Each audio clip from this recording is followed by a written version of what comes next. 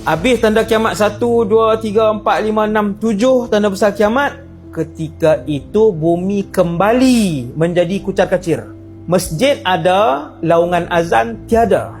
Nama-nama orang yang Islam, Abdul Qahar, yang nama Abdullah, yang nama ada, tetapi tak pernah solat.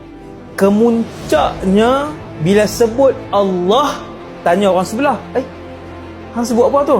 Tak tahu, tersebut. Aku pun tak tahu siapa. Bila sebut Allah atas muka bumi ketika tu, ada satu orang sebut. Bila dia kata, hang perkataan apa tadi? Tak tahu. Dulu pernah dengar.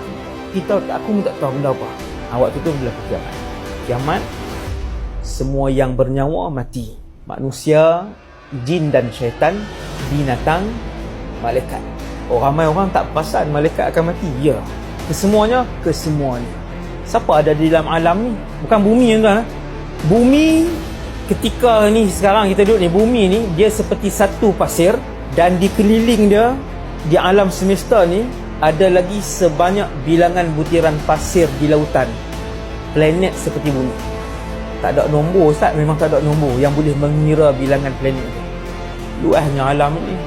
Siapa yang pegang semua hak terapung ni? Allah Subhanahu. Dan sekalian, waktu tu tak ada makhluk yang hidup. Waktu tu Allah Ta'ala tanya. Allah Ta'ala bertanya, limanil mulkul yawm. Hari ni yang paling kaya siapa? Hari ni yang paling berkuasa siapa? Tanya. Bangun jawab.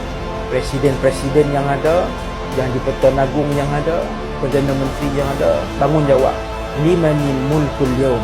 Hari ni yang boleh mentadbir ni siapa? Tanya. Tapi tidak ada orang jawab. Allah Ta'ala jawab, lillahil wahidil qahar. Hari ini segala kerajaan dan kekuasaan adalah milik Allah. Al-Wahid, Esa, tak ada siapa kongsi. Al-Qahhar, yang maha perkasa. Jalla Jalaluh.